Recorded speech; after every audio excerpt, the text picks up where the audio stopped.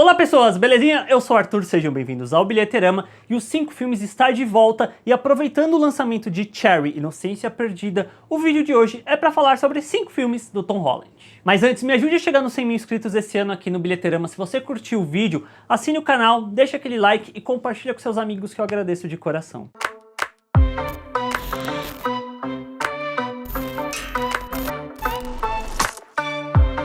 Thomas Stanley Holland nasceu em Kingston upon Thames, em Londres, no dia 1º de junho de 1996. Filho de um comediante e de uma fotógrafa, o Tom Holland começou a ter aulas de hip hop, vejam só vocês, na Nifty Fit Dance School, e após uma apresentação, ele chamou a atenção de uma coreógrafa chamada Line Page, que viu potencial no garoto. Após 2 anos de formação, em 2008, ele estreou no musical Billy Elliot, The Musical, como o melhor amigo do personagem principal, mas pouco tempo depois ele acabou assumindo o protagonismo, o que rendeu a ele elogios da crítica. Mas 2 anos depois, ainda assim, em 2010, o Tom Holland deixou essa carreira teatral para focar-se na sua carreira cinematográfica. E o primeiro filme dessa lista é justamente o primeiro trabalho do ator, que foi em O Impossível, filme de 2012 dirigido pelo J.A. Bayona, que tempos depois viria a ser o diretor de Jurassic World 2, O Reino Ameaçado.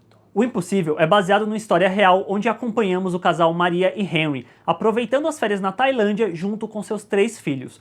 Porém, um tsunami atinge o local, separando a família. Maria fica com o filho mais velho, enquanto Henry e os outros 2 não sabem se o resto da família está bem. Eu lembro de ter ido assistir O Impossível no cinema assim que ele saiu, sem grandes pretensões, e uma coisa que me marcou de ter assistido, que é uma coisa que marca todo mundo que assiste esse filme, é justamente a sequência do tsunami, que é muito bem feita. Os atores, principalmente que a gente acompanha, a Naomi Watts e o Tom Holland contracenando e tentando sobreviver naquela situação toda, é muito impactante, é muito pesado, é muito bem feito e marca as pessoas. Mas mais do que isso, é um filme sobre um drama de pessoas tentando sobreviver. E como a Nathalie, que é a co-apresentadora junto comigo do Tênis Verde, que é o nosso podcast, sempre fala, dentro desse filme dá pra ver o potencial dramático de atuação do Tom Holland. Ele manda muito bem aqui, bem novinho, e eu acho que é uma coisa que eu vou pontuar muito ao longo dessa lista, é que ele sempre contracena com bons atores, que no caso desse filme é a Naomi Watts e o Ian McGregor.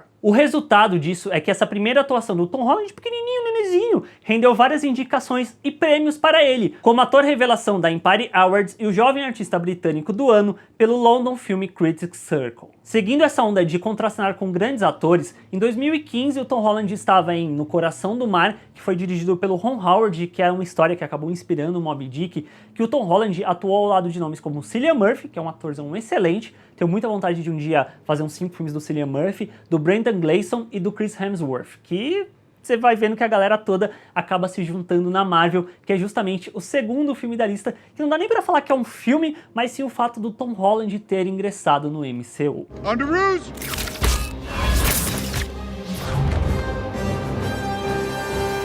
Eu lembro que na época que ele foi anunciado, estava entre ele e o Asa Butterfield, ele acabou sendo escolhido, mas eu lembro principalmente quando saiu o trailer que apareceu o Homem-Aranha, todo mundo pirou e tal, mesmo que não aparecesse a cara do Tom Holland, e ele veio a estrear no MCU em 2016 com Capitão América Guerra Civil, que ele acabou se destacando ali no meio de uma forma muito legal, e no ano seguinte no seu primeiro filme solo, que era o De Volta ao Lar. Eu realmente gosto muito do Tom Holland como Peter Parker, porque ele tem um time cômico muito bom, que combina com o personagem, mas eu acho que o que é mais legal ainda é que as pessoas não têm esse conhecimento dessa veia mais dramática dele e acabaram se surpreendendo, eu diria que positivamente, com as sequências mais dramáticas que envolvem o personagem, principalmente em Guerra Infinita, na cena que ele acaba indo embora nos braços do Tony Stark, que é incrível.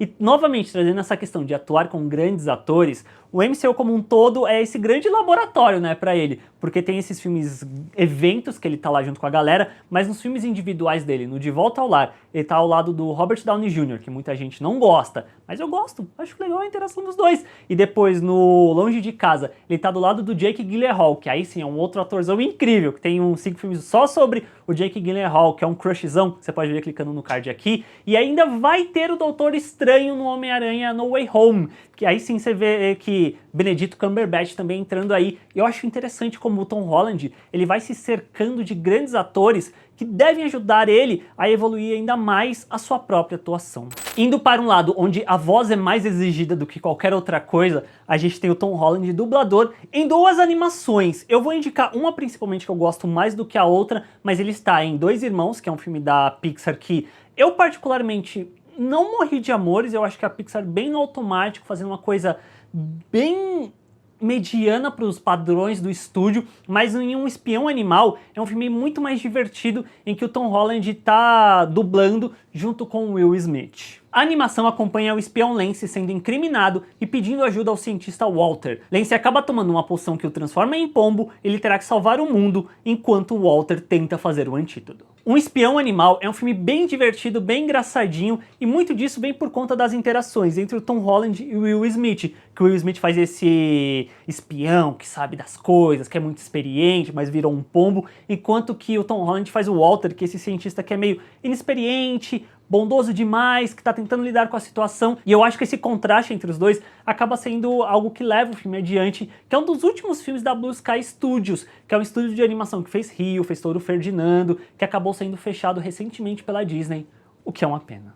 O quarto filme dessa lista é O Diabo de Cada Dia, filme de 2020 que saiu original Netflix, que me surpreendeu muito positivamente pela qualidade narrativa e pelas atuações. Tem um vídeo inteiro aqui no canal sobre o filme, eu vou deixar no card se você quiser ir ver, então nem vou me aprofundar tanto em questões do filme, mas falando sobre a atuação do Tom Holland, é muito interessante ver o ator já mais velho retornando a esses papéis mais sérios que exigem dele, e é legal ver ele um pouco fora muito dessa aura de bom mocismo que a figura do Peter Parker tem. Por mais que o personagem ainda tenha isso, você vê ele lidando com assuntos muito mais sérios e muito mais dramáticos e pesados, como violência, como religião, ódio principalmente, e o que ele faz com esse desejo de vingança que tem dentro dele. É muito bom, inclusive é um filme tão bom que ele figurou na minha lista de melhores filmes de 2020.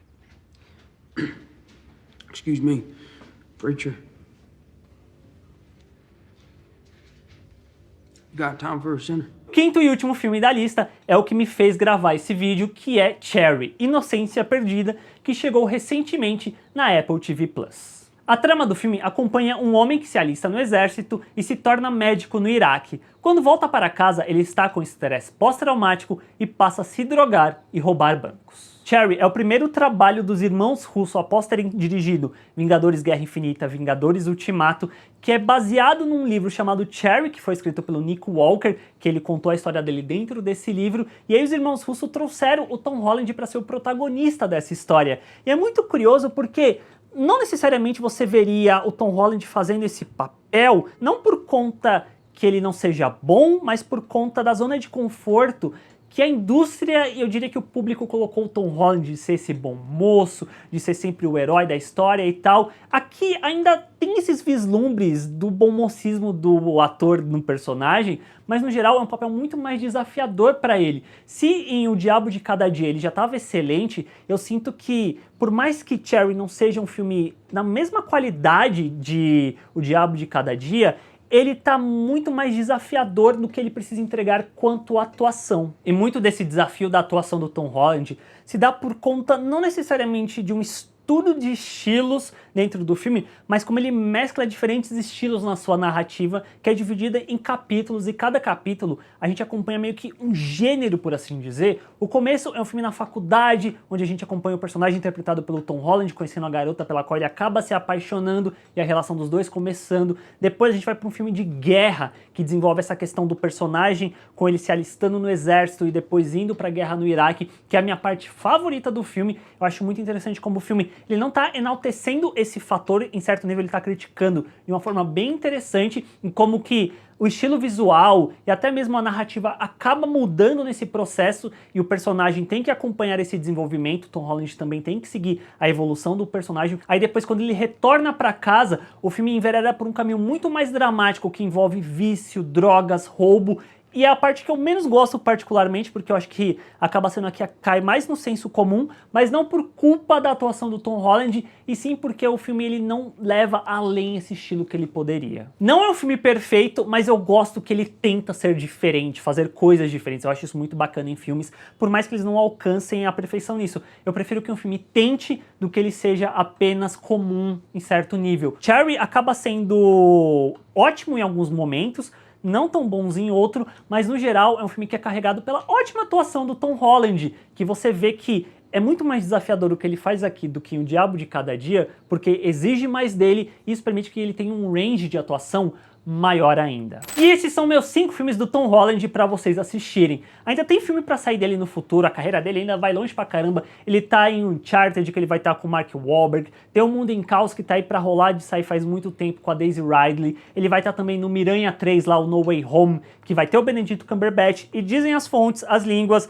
as internas ali, que vai estar também o Tobey Maguire e o Andrew Garfield. Então você vê que o ator ainda tem bastante chão pela frente, isso envolvendo bastante blockbusters. Mas eu particularmente gostaria de ver o Tom Holland indo para papéis cada vez mais dramáticos também, porque eu vejo que o ator tem esse potencial. Tanto que eu tô curioso para um filme que foi anunciado em 2017, que vai ter o Tom Holland como protagonista, que é uma adaptação de um livro chamado Beneath a Scarlet Sky, que foi anunciado em 2017, estamos em 2021 e não tiveram mais notícias relacionadas a isso, que é um livro que acompanha a história de um jovem italiano comum que acaba vendo a sua cidade e o país sendo invadido pelos nazistas. Ele começa ajudando os judeus, mas depois tem que se alistar, ele passa a ser o motorista de alguém muito próximo do Hitler e depois ele acaba sendo convocado pelos aliados a se tornar um espião. E eu quero muito ver o Tom Holland num papel desse para ver o quão mais longe ele pode ainda em termos de atuação. E é isso, pessoas, qual é o seu filme favorito do Tom Holland? Deixa aqui embaixo nos comentários e me ajude a chegar nos 100 mil inscritos esse ano aqui no Bilheterama.